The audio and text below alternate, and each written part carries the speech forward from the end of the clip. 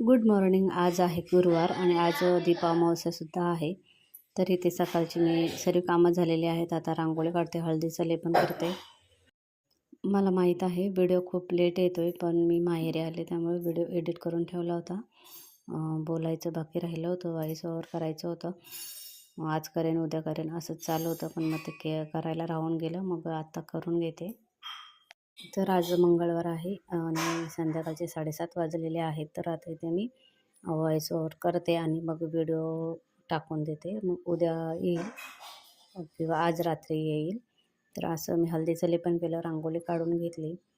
त्याच्यानंतर दुपारी माझं पार्सल आलं होतं. मी ॲमेझॉनवरून पार्सल मागितलं होतं. हे फ्रीजमध्ये ठेवायला 4 डबे आलेले आहेत. खूप छान आहे. तर मग ते काढलं आणि फ्रीजमध्ये लावून घेतलं. म्हणजे लावलं ते आणि त्याच्यामध्ये सामान ठेवून दिलं, फ्रीजमध्ये ठेवलं. नंतर मग संध्याकाळी दीप अमावस्या होती, तर मग त्याची तयारी केली. तर हे तुम्ही बघू शकता, मी फ्रीजमध्ये डबे लावलेले आहेत.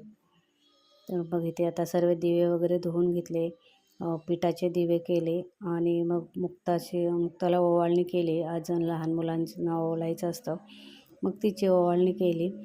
तर असं होतं माझं आजचं गुरुवारचं आणि दीप अमावस्येचं रुटीन. तुम्हाला कसं वाटलं नक्की सांगा. व्हिडिओ आवडल्यास लाईक करा, शेअर करा, कमेंट करा, सबस्क्राईब करा. तर भेटू आपण अशाच नवनवीन व्हिडिओमध्ये. तोपर्यंत बाय. तरी ते मुक्ता बसलेली आहे आणि तो शेजारचा मुलगा आहे.